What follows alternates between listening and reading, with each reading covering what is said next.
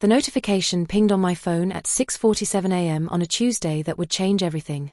Meeting request, HR discussion, Project Lantern review, required attendance, Talia Nguyen.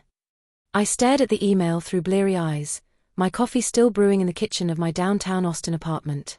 Project Lantern. The financial services client that had just pulled their $2.3 million contract yesterday. The project I'd been killing myself over for 3 months. My name is Talia Nguyen, and I'm a senior UX designer at GraphenX Digital. At 32, I've built a reputation for being the person who never misses deadlines. Not once in 4 years. My Pivota dashboard, our internal project management system, reads like a monument to punctuality. Green checkmarks, early submissions, and detailed handoff notes that would make Marie Kondo weep with joy. Which is why this HR summons felt like being called to the principal's office for a fire someone else started. The backstory is simple enough. 3 months ago, our director of product, Jonas Bell, assigned me to lead UX design for Project Lantern, a complete interface overhaul for Sterling Financial, one of those massive investment firms that still thinks user-friendly means having a search bar. The kind of client that pays GraphenX's rent for the entire year if we nail it. I was paired with Connor Reeves as project coordinator. Connor's 36, aggressively charming in that way that immediately puts my guard up, and has this talent for taking credit when things go right and becoming invisible when they don't. He's got the kind of smile that works in client meetings but never quite reaches his eyes. The team was solid otherwise. Omori Patel, 28, brilliant junior developer who actually responds to Slack messages and asks smart questions. A handful of other developers and designers who knew their stuff. On paper, we had everything we needed to crush this deadline. I treated Project Lantern like I treat every project. Methodically, obsessively, with a kind of attention to detail that drives some people crazy but has never once let me down. Every wireframe was pixel perfect. Every user flow was tested and retested. Every interaction was documented with military precision. Week 1, delivered initial wireframes 3 days early. Uploaded to Pivota with comprehensive notes and tagged Connor for review. Week 3, completed user journey mapping 2 days ahead of schedule. Shared in the project channel with implementation notes for the dev team. Week 5, finished high-fidelity mockups 4 days early, complete with a handoff document that spelled out every spacing specification, color code, and interaction state. Week 8, delivered final design system and component library. Early. Again. I lived in Pivota during those 3 months, updating task statuses religiously, leaving detailed comments, uploading files with timestamps that told the story of nights spent perfecting pixel spacing and weekends sacrificed to user testing. Every task marked complete with my name on it, every deadline beaten by days. The developers were happy. Omori kept telling me how much easier I made her job with my documentation. The design files were clean, the specifications were clear, and everything was ready for handoff weeks before the final deadline. Connor, meanwhile, was Connor. He ran our stand-ups with the enthusiasm of someone reading a grocery list. He'd show up to client calls with a confident smile and a lot of buzzwords about synergistic solutions and seamless user experiences, but when it came to the actual work, coordinating between teams, updating stakeholders, ensuring everyone had what they needed, he had a talent for being elsewhere. "Hey Connor, did you get the developers the updated style guide?" I'd ask in our team Slack. Silence. "Connor, the client wants to review the interaction flows before sign-off. Should I schedule that or are you handling it?" Read at 2:47 p.m. No response. It became a pattern. I'd ping him about blockers, questions from the dev team, client feedback that needed addressing. Sometimes he'd respond hours later with something vague like "on it." Sometimes he wouldn't respond at all. I started copying other team members on important messages, just to make sure things didn't fall through the cracks. But here's the thing about being a perfectionist: you compensate. When Connor didn't relay client feedback to the team, I scheduled my own client check-ins. When he forgot to update the project timeline, I created my own tracking spreadsheet.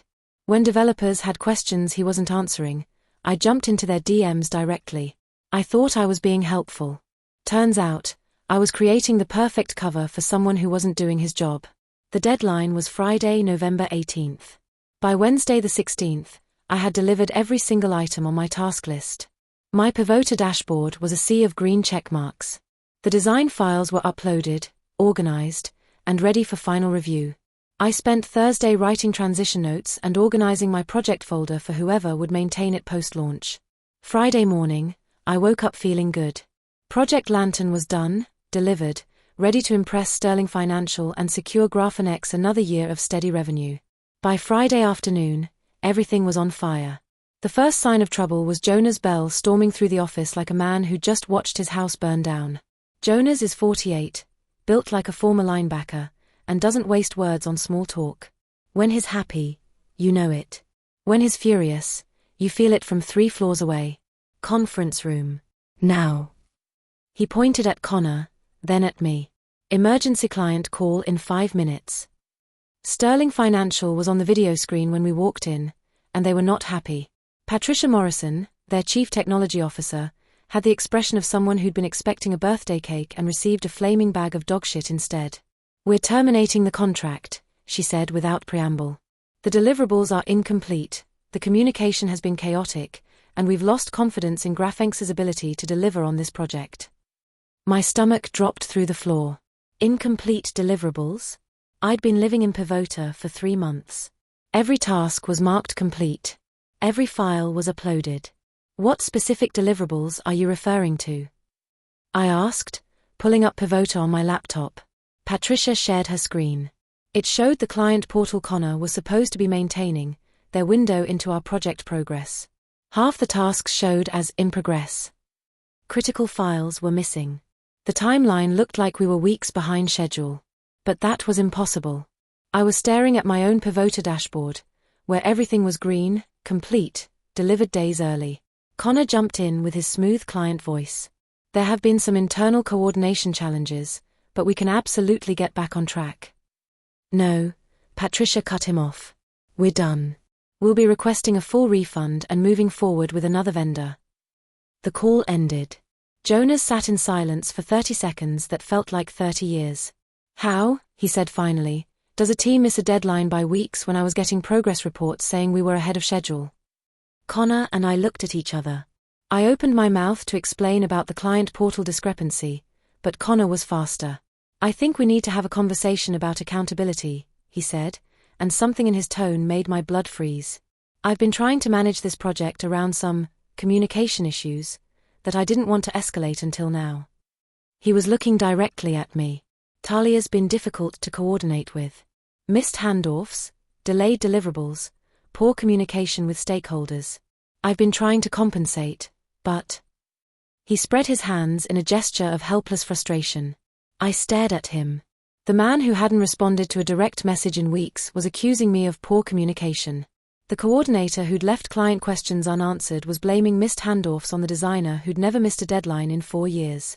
"That's not..." I started, but Jonas held up a hand. "Not here," he said. "Not now. HR will be conducting a full review of what happened on this project.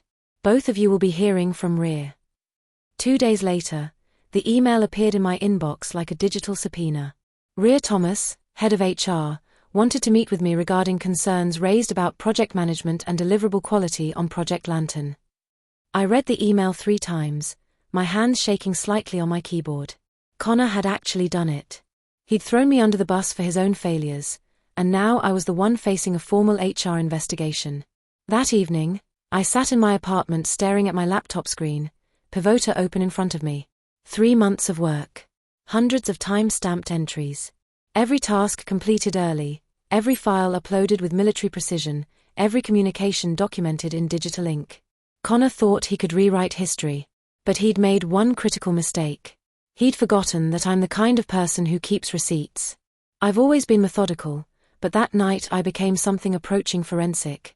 Coffee went cold on my kitchen counter as I dove into 3 months of digital breadcrumbs, building a timeline that would make a federal prosecutor weep with envy. First stop, Pivota. Our project management system tracks everything: who uploaded what, when they uploaded it, what changes were made, and who marked tasks complete. It's designed to prevent exactly the kind of revisionist history Connor was trying to sell. I started with my own dashboard. Project Lantern tasks stretched back 12 weeks, every single one marked with a green checkmark and my name. But more importantly, every single one had timestamps. Task, initial wireframes, login flow assigned, August 15th due, August 25th.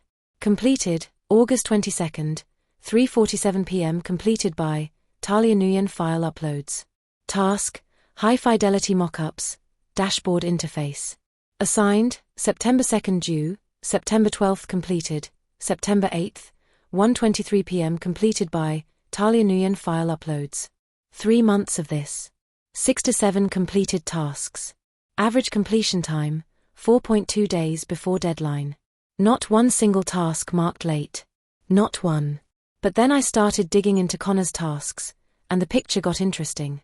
Task, client portal updates, week 8 assigned, October 3rd, auto-assigned weekly, due, October 10th. Completed, never status, in progress last modified, October 3rd, 10:47 a.m., creation timestamp, notes, none. Task, developer handoff coordination, design system assigned, September 15th. Due, September 20th. Completed, October 1st, 4:23 p.m., 11 days late, completed by Connor Reeves. Notes, coordinated handoff, no file uploads, no documentation. The pattern was damning. Connor's tasks were consistently late, often by weeks. But more telling were the tasks he'd marked complete without actually doing the work. Client portal updates that never happened. Coordination meetings that were never scheduled. Progress reports that were never sent. And then I found the smoking gun. Pivota has a feature called task dependencies. You can't mark a task complete until all its prerequisites are finished. I'd been diligent about setting these up to ensure proper handoffs between design and development.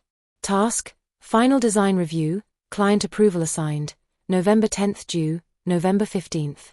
Dependencies, upload final design files, completed by Talia Nguyen, November 8th. Status, not started. Assigned to Connor Reeves.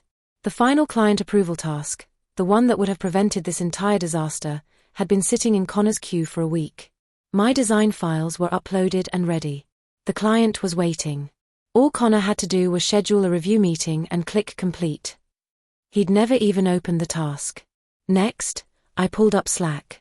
3 months of project communications, all searchable, all timestamped, all permanent. I started building a timeline of every time I'd tried to coordinate with Connor, every question he'd ignored, every blocker he'd failed to escalate.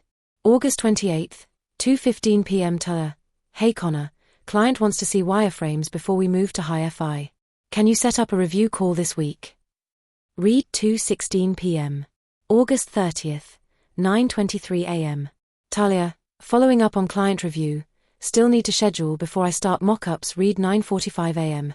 September 1st, 4:31 p.m. Talia, Connor, client review for wireframes, getting blocked on next phase. Connor, on it. September 8th, 10:15 a.m. Talia, client still hasn't seen wireframes. I'm going to reach out directly if that's okay. No response. This pattern repeated dozens of times. Me asking questions, following up on blockers, trying to coordinate handoffs. Connor either ignoring messages entirely or responding with vague promises that never materialized. But the most damaging evidence was in our team channel. Omori had been asking technical questions about my designs, smart, detailed questions that showed she was actually trying to implement them. Questions that Connor, as project coordinator, should have been facilitating and tracking. October 15th, 11:42 a.m. Omori, at Connor, quick question about the dashboard component hierarchy. Should I check with Talia directly or do you want to coordinate? No response. October 15th, 3:18 p.m. Omori, at Talia, jumping in here. Can you clarify the responsive breakpoints for the data tables? Talia, absolutely. Mobile first approach, breakpoints at 768px and 1024px. Full specs in the design file notes. Let me know if you need anything else. Omori, perfect, thanks. This documentation is incredibly helpful. October 16th, 9:30 a.m. Omori, at Connor, should design dev coordination go through you or is direct communication okay for this project? No response. October 18th, 2:45 p.m. Omori, going to assume direct coordination is fine. At Talia, your handoff docs are saving my life on this build. The developers had essentially given up on Connor as a coordinator and started working directly with me. Which I was happy to do. I'd rather answer questions directly than watch implementation get blocked by an unresponsive project manager. But it also meant Connor wasn't doing his job. At all. I spent 4 hours building a comprehensive timeline document. 12 pages of screenshots, timestamps, and evidence that told a crystal-clear story.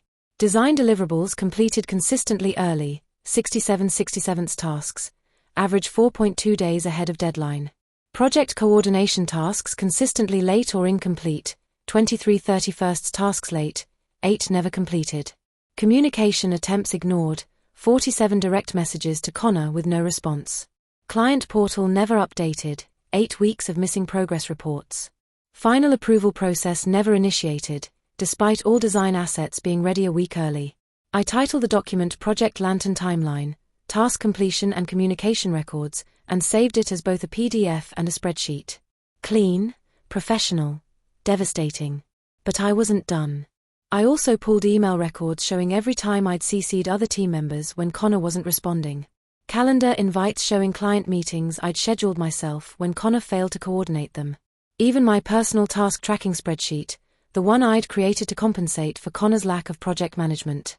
The picture was undeniable. I hadn't just done my job, I'd been doing significant portions of Connor's job too, trying to keep the project on track despite his negligence. Around midnight, I finally closed my laptop and leaned back in my chair. 3 months of evidence. Dozens of screenshots. Hundreds of timestamps. Every task, every communication, every missed deadline meticulously documented. Connor thought he could gaslight me. Rewrite history. Make me the scapegoat for his failures. He'd forgotten that I'm a UX designer. We live in data. We document everything. We build user journeys that account for every possible interaction. And tomorrow, I was going to take Connor on a user journey he'd never forget. The HR meeting was scheduled for 10 a.m. I printed out my timeline document, organized my screenshots into a clean presentation folder, and practiced my talking points in the mirror. I wasn't going to get emotional. I wasn't going to get defensive. I was simply going to present the facts, let the data speak for itself, and watch Connor try to argue with timestamps. My phone buzzed with a text from Omori. Coffee before the storm? I hear Connor's been telling people you're the reason Lantern failed. I smiled and typed back, rain check. I've got some receipts to organize. Rhea Thomas has been head of HR at Graphinex for 6 years, and she has the kind of calm, measured demeanor that immediately makes you want to confess things you didn't even do. She's 40, impeccably professional, and has a reputation for being thorough but fair. More importantly, she doesn't suffer fools, and she definitely doesn't tolerate workplace drama that affects productivity. Her office reflects her personality, clean, organized, with motivational posters that somehow manage to be inspiring rather than cheesy. Excellence is not a skill, it's an attitude hangs behind her desk, which felt either encouraging or ominous depending on why you were sitting across from her. Connor was already there when I arrived at 10 a.m. sharp, looking confident in his best button-down shirt and that smile that had probably gotten him out of trouble his entire life. He'd positioned himself in the chair closest to Rhea's desk, a subtle power play that I noted but didn't react to. "Good morning, Rhea said as I settled into the remaining chair. "Thank you both for being here. As you know, we're reviewing what happened with Project Lantern to understand how we missed our deadline and lost a major client." I nodded and placed my folder on my lap, keeping my hands steady.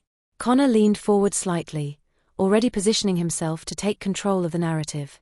"I want to be clear," Rhea continued, "that this is a fact-finding meeting. We're here to understand what happened, not to assign blame. Connor, you requested this meeting and raised concerns about project coordination. Would you like to start by outlining your perspective?" Connor straightened up, and I watched him slip into his client meeting persona. Confident, articulate, just the right amount of concerned professionalism. "Absolutely, and I appreciate you taking the time to look into this," he began. "Project Lantern was incredibly important to our company, and I take full responsibility for not escalating these issues sooner.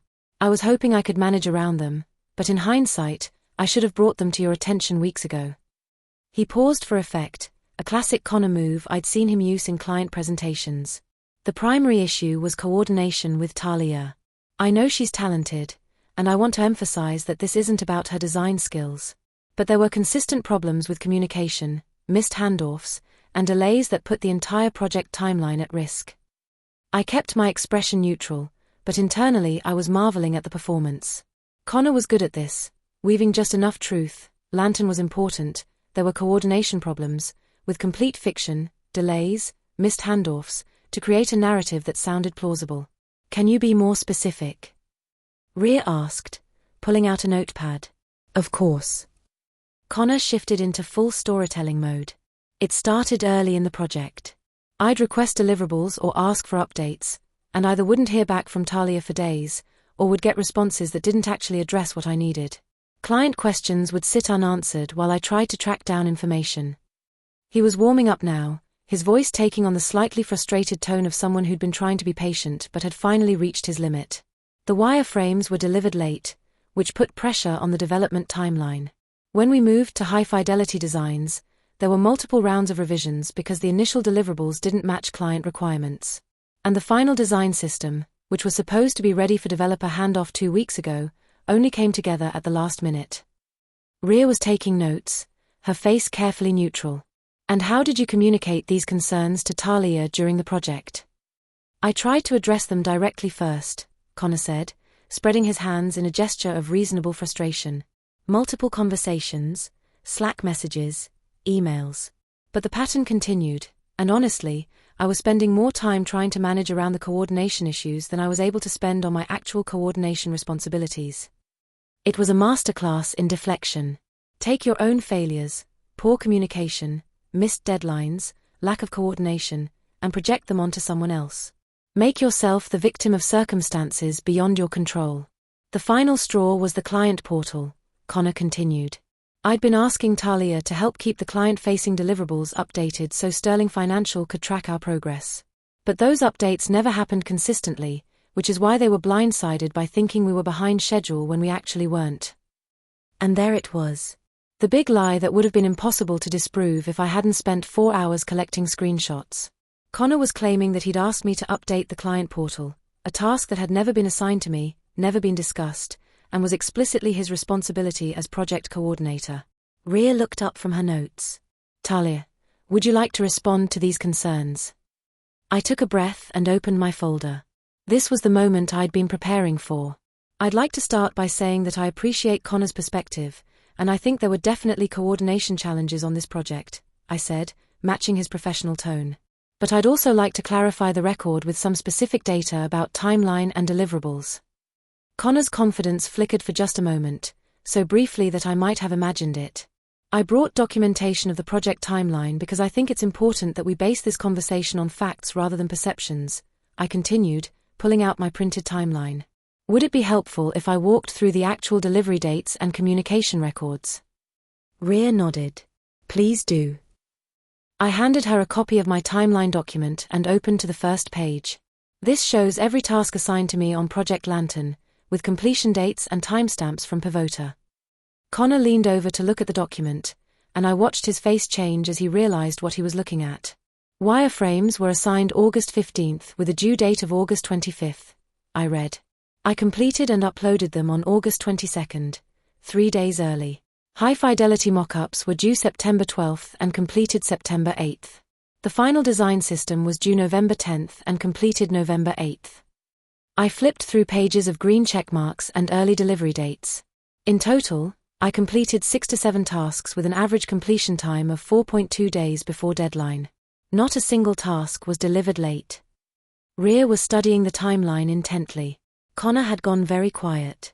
Regarding communication, I continued, turning to my Slack screenshots, I have records of 4 to 7 direct messages to Connor requesting coordination, asking questions about client feedback, or trying to schedule necessary meetings.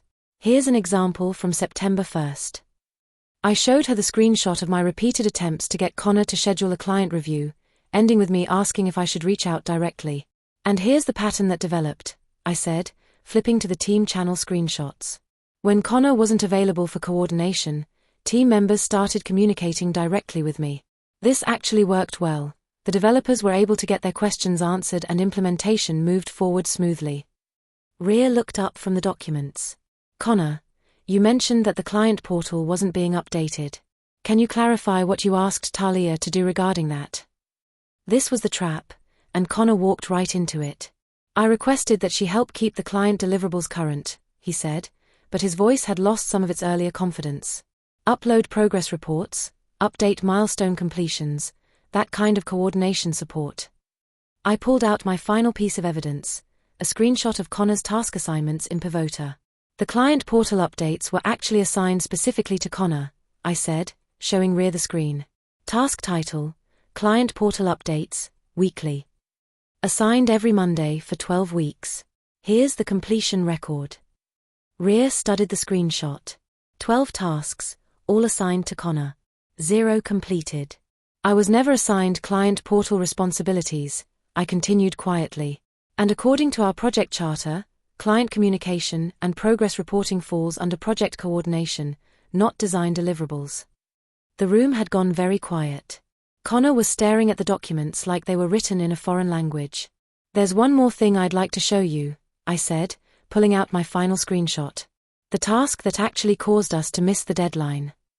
I showed her Connor's final approval task, the one that had been sitting untouched in his queue while I finished all my deliverables. All design assets were completed and uploaded by November 8th, I explained. The final step was client approval, which required Connor to schedule a review meeting and submit the deliverables through the client portal. This task was never started, despite being critical path for our deadline. Rhea set down the documents and looked at Connor. Is this accurate? Were you responsible for the final client approval process? Connor opened his mouth, then closed it. For the first time in the meeting, he seemed to realize that his story wasn't just unraveling, it was being systematically dismantled by timestamp evidence. There were coordination challenges that made it difficult to. He started, then stopped. I'd like to bring in one more perspective, Rhea said, reaching for her phone. Omori, could you join us for a few minutes? 5 minutes later, Omori knocked on the door, looking nervous but determined. As our junior developer, she'd worked closely with both Connor and me throughout the project. Omori, we're reviewing the Project Lantern timeline, Rhea explained. From your perspective as a developer on the team, how would you characterize the coordination and communication? Omori glanced at Connor, then at me, then back at Rhea. Honestly, Talia made my job incredibly easy. Her handoff documentation was the most thorough I've ever worked with. When I had questions, she was always available and gave detailed, helpful answers. She paused, choosing her words carefully. Connor was harder to reach. I tried to go through him for questions initially, but when I wasn't getting responses, I started coordinating directly with Talia. She never made me feel like that was a problem. Did you feel like design deliverables were holding up development? Rhea asked. Not at all, Omori said firmly. If anything, Talia was ahead of our development timeline. We had everything we needed well before our implementation deadlines. Rhea made a few more notes, then looked up at all of us. Thank you, Omori. Talia, thank you for the documentation. Connor, do you have anything else you'd like to add? Connor looked like a man watching his house burn down in slow motion. I think there may have been some miscommunication about roles and responsibilities. It was a weak deflection, and everyone in the room knew it. I'll need some time to review all of this information, Rhea said, closing her notepad. Talia, Omori, thank you for your time. You can head back to your desks. As we stood to leave, she added, Connor, could you stay for a few more minutes? I have some additional questions. I walked out of that meeting with my head held high and my conscience clear. I'd presented facts, not emotions. Data, not drama. I'd let the timestamps speak for themselves. An hour later, I was at my desk when I saw Connor walking toward the elevator, flanked by 2 people I didn't recognize. He wasn't carrying a box, but his backpack looked suspiciously full, and he had the shell-shocked expression of someone whose world had just been turned upside down. My phone buzzed with a Slack notification from Rhea, all hands email coming shortly. Thank you for your professionalism during today's discussion. Connor Reeves had tried to throw me under the bus for his own failures. Instead, he'd just been escorted out of the building. You can't lie to a timeline. The all-hands email arrived at 3:47 p.m., just as I was finishing up a design review for our next project. I watched it pop up in everyone's inboxes simultaneously, that moment of silence that ripples through an open office when significant news breaks. Subject: Team Update, Project Management Changes. From Rhea Thomas, Head of Human Resources. Team. Effective immediately, Connor Reeves is no longer with GraphenX Digital. We are restructuring our project coordination approach and will be announcing new processes shortly. For current projects, please coordinate directly with your design and development leads until further notice. As always, if you have questions or concerns, my door is open. Best. Rear. Short, professional, and devastating. In the corporate world, no longer with his executive speak for escorted out by security and don't bother asking for details. I stared at my screen for a moment, letting it sink in. 3 hours ago, Connor had been sitting in that meeting, confident and smiling, ready to pin Project Lantern's failure on me. Now his access badge was deactivated and his desk was being cleaned out by IT. The timeline had won. My phone buzzed with a text from Omori. Coffee run? I think we both need caffeine and gossip right now. 20 minutes later, we were at Epoch Coffee on North Loop, sitting in our usual corner booth with overpriced lattes and the kind of stunned silence that follows workplace earthquakes. I can't believe he actually tried to blame you, Omori said, stirring her drink absently. Like, we all knew Connor wasn't pulling his weight, but to throw you under the bus when you've been covering for him for months. I shook my head, still processing it all. The thing that gets me is how confident he was. Walking into that meeting like he had it all figured out, like his version of events was going to be accepted without question. That's what sociopaths do, Omori said matter-of-factly. They lie so confidently that people believe them. He probably convinced himself that his story was true. She had a point. Connor hadn't just been lying to Rhea, he'd been lying to himself. In his mind, I probably was the problem. The perfectionist designer who made him look bad by comparison. The one who documented everything while he coasted on charm and vague promises. What gave it away, do you think? I asked. Omori grinned. Besides the 4 to 7 screenshots of ignored messages? Probably when you showed Rhea that his final approval task had been sitting untouched for a week. That was brutal. She was right. The smoking gun hadn't been any single piece of evidence.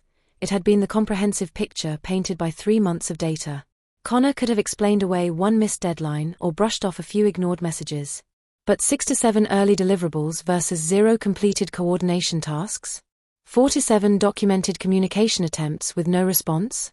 A critical final task left untouched while he blamed everyone else for the failure? The timeline didn't just contradict his story, it obliterated it. You know what the best part is? Omori continued. He thought he was so smart, manipulating the narrative. But he forgot that you're literally a UX designer. You live in user journeys and data flows and documenting every possible interaction. Trying to gaslight you with fake timelines is like trying to con an accountant with made-up math. We sat in comfortable silence for a moment, sipping our lattes and watching Austin traffic crawl by outside. Then my phone rang. Talia? It's Jonas. The director of product's voice was crisp, professional, but I detected something that might have been respect. Do you have a few minutes to chat? Of course, I said, stepping outside to take the call. I wanted to personally apologize for what happened with Project Lantern, Jonas began. Rhea briefed me on the situation, and I'm frankly appalled that you were put in that position. I waited, not sure how to respond. Apologies from executives are rare enough to be suspicious. More importantly, he continued, I want to discuss your role on upcoming projects. We're restructuring how we handle project coordination, and I'd like you to lead UX strategy on Project Aurora, our biggest client acquisition of the year. My eyebrows shot up. Project Aurora was the kind of assignment that could define a career at GraphineX.